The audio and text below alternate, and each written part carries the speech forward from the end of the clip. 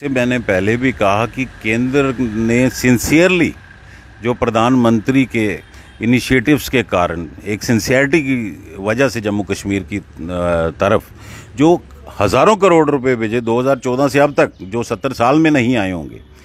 आप मुझे वीज़ा भेजिए, कंपैरिजन चार्ट एक प्रशासन बना दे। मैं अपील करूंगा माननीय चीफ सेक्रेटरी अरुण मेहता जी से, क्योंकि वो बड़े पर्टिकुलर रहते हैं। ये ऑडिट कर दिया, ये ऑनलाइन कर दिया।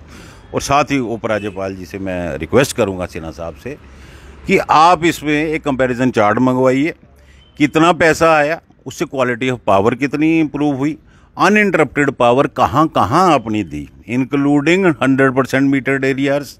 गंग्याल सबसे पुराना हमारा इंडस्ट्रियल एरिया है, क्या आप उधर दे पाए? 24/7 आप नहीं दे पाए।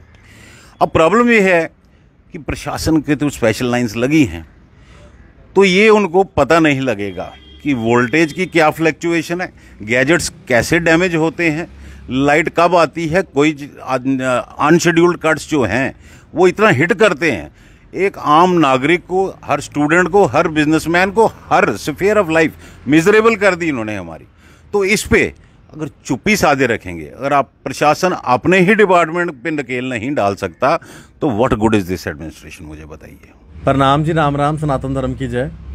इस समय जम्मू कश्मीर के अंदर जो सबसे बड़ा मुद्दा बना हुआ है वो है सरोवर टोल प्लाज़ा का मुद्दा। और वो इसलिए मुद्दा बना है क्योंकि जिस टोल को हम लोग रोज़ाना दे रहे हैं, जो टोल टैक्स दे रहे हैं, वो हम उस चीज़ का दे रहे हैं जो ज़मीनी सतह पर कहीं फॉल ही नहीं करती। यानी कि वो सड़क ही नहीं है, सड़क टूटी हुई है। तरना ब्रिज की वजह से लोगों को जो है 1.5 2 घंटे जो है कठुआ जाने में एक्स्ट्रा लग रहे हैं। और इसकी बात अब जो है बड़ी सभी लोग बात कर रहे हैं कि ये जो टोल प्लाज़ा है ये एग्जेम्प्ट होना चाहिए जब तक सड़क नहीं बनती। वैसे एग्जेम्प्ट ही इसलिए भी होना चाहिए क्योंकि ये टोल प्लाज़ा ही इलीगल है, जिसकी बात खुद लोकसभा के अंदर 2022 में अपनी स्पीच में नितिन गडकरी जी ने भी कही थी कि एक इलीगल टोल प्लाज़ा है और इसे यहाँ से हटा लेना चाहिए। आज हमारे साथ राकेश गुप्ता जी हैं बात करने के लिए मौजूद, जो कि एक्स प्रेसिडेंट रह चुके हैं चैम्बर ऑफ कॉमर्स के, और कई सारे जो सोशल इश्यूज़ होते हैं उसके ऊपर अपनी आवाज़ रखते हैं।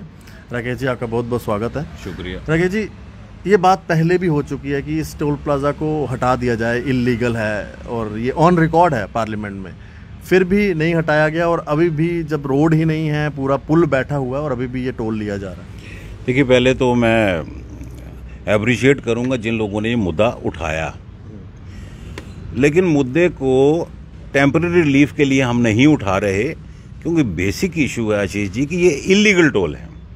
जैसे आपने अभी रेफर किया, मैंने आज प्रेस नोट में लिंक भी भेजा है कि माननीय हमारे मंत्री नितिन गडकरी जी ने उसमें एक्सेप्ट किया है कि नेशनल हाईवे वाले कुछ इलीगल टोल ऑपरेट कर रहे हैं, लेकिन ये झगड़ा करते हैं क्योंकि पैसा आता है।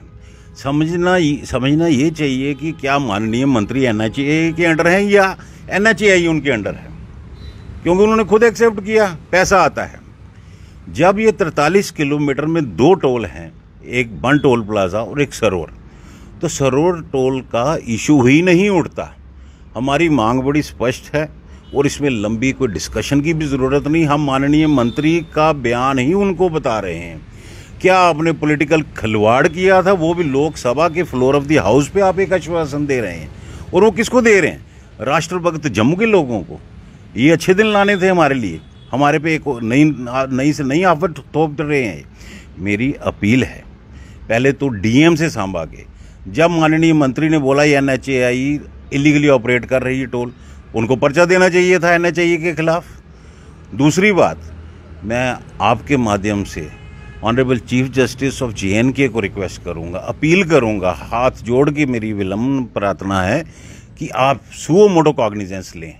ये एक्सटॉर्शन है, ज़बरदस्ती वसूली है, इसको इमीडिएटली बंद कर देना चाहिए।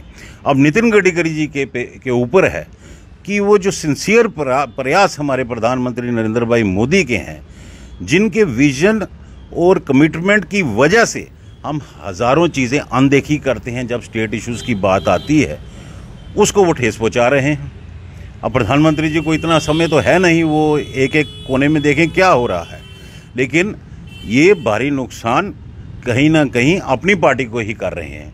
और सिर्फ अपनी पार्टी नहीं, ये पूरे हिंदुस्तान का नुकसान हो रहा है। एक डेमोक्रेसी, लार्जेस्ट डेमोक्रेसी में ये यूनिलैटरल डिसीजंस और ऐसा एडमेंट हेडस्ट्रॉन्ग एटीट्यूड ये चलने वाला नहीं है। 2015 भी आपको मैं याद करा दूं, तब भी हमने इनको गुहार लगाई घर घर के मंत्रियों की एम्स के मामले में, लेकिन जब तक सर से पानी नहीं निकलता इनको होश नहीं आती। क्यों करते हैं ये? पब्लिक कोऑपरेट करने को तैयार है, मगर प्रशासन क्या कर रहा है? केंद्र में बैठे हुए नितिन गडकरी जी पे सीधा सवाल है, लोकल एडमिनिस्ट्रेशन का इसमें कोई लेना देना नहीं है। ये सीधी नितिन गडकरी जी जाने और नेशनल हाईवे अथॉरिटी ऑफ जाने कि ये क्या सांठ-गांठ चल रही है, इस पे क्लैरिटी चाहिए हमें। बिल्कुल आपका बिल्कुल सही कहना है। एक तो ये मुद्दा है, दूसरा प्रीपेड मीटर्स का। प्रीपेड मीटर्स की चर्चा सभी लोग कर रहे हैं सर, लेकिन इसके अंदर एक तो जो बिजली चोरी हुई लगातार, और जो बिजली का मतलब सही उपयोग नहीं हुआ, और जो बिजली विभाग इस सारे में ना बचता जा रहा है, उनके ऊपर कोई बात नहीं कर रहा। और प्रीपेड मीटर्स को आप किस तरह से देखते हैं? क्या ये सही समय है? क्योंकि बड़े सारे लोगों ने कहा कि जम्मू के अंदर अभी नहीं लगने चाहिए। देखिए, जहाँ तक अपग्रेडेशन की बात है, इनोवेशंस होती हैं, टेक्नोलॉजी नहीं आती है, जैसे ये हाईवेज़ बने, एक्सप्रेस हाईवेज़ बने, तो आज लोगों को अच्छा लगता है। हमें अपग्रेडेशन के साथ कोई गिला नहीं होना चाहिए, लेकिन इसके पीछे जो बड़ी साजिश मैं नोटिस में लाना चाहता हूं हमारे माननीय उपराज्यपाल मनोज सिन्हा जी के, जो आप रोज़ बयान देते हैं, हम आप पे यकीन करते हैं कि आप करप्शन के खिलाफ लड़ेंगे। आज जो तरीकाकार गवर्नमेंट ने पकड़ा कि ये थ्रेट दे रहे हैं, पुलिस और मैजिस्ट्रेट्स लेके आएंगे और मीटर लगाएंगे, उसकी ज़रूरत नहीं है। हम लोग कोऑपरेटिव थे, कोऑपरेटिव हैं और हमेशा रहेंगे। मगर सवाल ये उठता है कि जब आपने एक नई टेक्नोलॉजी लानी है, जो मेरे ख्याल से पहली बार टेस्ट हो रही है, तो आप हर लेन में 4 घरों में दोनों मीटर साइमल्टेनियसली क्यों नहीं रहने देते, पुराना और नया? लोगों को एक सेटिस्फैक्शन हो जाएगी, स्मार्ट मीटर में कोई घपला नहीं है। हाँ, टेक्निकल एरर किसी भी चीज़ में हो सकता है 1% का। दूसरी बात, जहाँ तक चोरी की बात हुई, आज क्लीन चिट खुद ही पावर डेवलपमेंट वालों ने अपने आप को दे दी। आज मैं पूछता हूँ माननीय राज्यपाल जी को कि 2014 से चेक कीजिए, अभी तक केंद्र ने सिंसियरली कितना पैसा भेजा। मुझे लगता है 70 साल में इतना पैसा नहीं आया जितना प्रधानमंत्री के इनिशिएटिव्स के ऊपर हमारे इस पावर डेवलपमेंट कॉरपोरेशंस और पावर रिलेटेड इंफ्रा के लिए आया। आप क्या 2 साल विजन में रखते हैं इंफ्रा अपग्रेडेशन को? 2 साल बाद आपका मीटर खराब हो जाता है, तारें जल जाती हैं। मैं आपको एक एग्जांपल दूंगा, आप हिस्ट्री सर्च करना। बनिहाल टनल किस सन में बना था, और जर्मन इंजीनियर्स ने जो केबल डाली थी उसमें लाइट्स के लिए, उन्होंने बोला था 100 साल बाद इसको चेंज कर लेना, खराब नहीं होगी, बट देयर आर चांसेस, जैसे हमारे दवाइयों में होता है चांसेस ऑफ एक्सपायरी। एक वो विजन था। अब कम से कम यार 100 साल नहीं 20 साल तो माइंड में रख के चलिए, अपग्रेडेशन कर रहे हैं। तो ये जो मीटर रीडिंग में हेरा फेरी डिपार्टमेंट करता रहा, आज वो क्यों नहीं बुलाया उन्होंने कंज्यूमर को, भाई साहब अपनी रीडिंग देख लीजिए, हम चेंज कर रहे हैं। सामने सामने ये खुली चोरी को छुपाया जा रहा है। आज तक मुझे बताइए कोई भी रेड किसी पावर डेवलपमेंट कॉरपोरेशन के हुआ? ये पैसे की ताकत है। काफ़ी चीज़ें हम बोल नहीं सकते, पब्लिक डोमेन में फिर गलत संकेत जाते हैं, मगर ये समझना होगा हमारे आदरणीय मनोज सिन्हा जी को, आपको इस पे इंक्वायरी बिठानी पड़ेगी, कमीशन बिठाना पड़ेगा। आप चोरों को छोड़ नहीं सकते, आप पब्लिक को सिर्फ चोर नहीं कह सकते। जो ऑनेस्टली लोग दे रहे हैं वो भी चोर हो गए इसमें। तो मेरा कहने का मतलब ये है, आप जो भी ये प्रोसेस पकड़ेंगे, साइमल्टेनियसली दोनों मीटर लगे रहने दीजिए, कम से कम हर लेन में 4 घरों में, लोगों की सेटिस्फैक्शन के लिए। कल मैं एमडी साहब का एक बयान देख रहा था, लेकिन मैं आज तक मिला नहीं, लेकिन मुझे फीडबैक है, बहुत ही जेंटलमैन है और निहायत शरीफ लोग हैं। वो हेल्पलाइन नंबर दे रहे हैं 4-5 जम्मू शहर में स्मार्ट मीटर की कंप्लेंट के लिए। मैं पूछना चाहता हूं पावर डेवलपमेंट कॉरपोरेशन को, किसी की लाइट रात को खराब हो जाए, किसी का एमसी डाउन हो जाए पोल से, आपने कोई toll free number in place दिया है? आपने खिलवाड़ बनाया है कि रात को फ़ोन करते रहेंगे, गर्मी में लोग सोएंगे जो बिल दे रहे हैं, और आपके डिपार्टमेंट के लोग सुबह तक नहीं आएंगे। तो ये काफ़ी लंबा एक टॉपिक है, मगर नटशल में मैं ये कह रहा हूँ, पब्लिक के खिलाफ कठोर कदम लेना प्रशासन के हित में नहीं, राष्ट्रीय हित के में नहीं, डेमोक्रेसी के हित में नहीं। ये समय है, इनको अपनी आंखें खोलें। लेकिन स्टेक होल्डर्स को मिलने की ज़रूरत है। इनको यूनिलैटरल डिसीजंस कहीं नहीं चलते। आज कुछ साल पहले आपने देखा होगा, सत्यपाल मलिक जी बहुत न्यूज़ में थे, बड़े बयान थे। आज कहाँ हैं वो?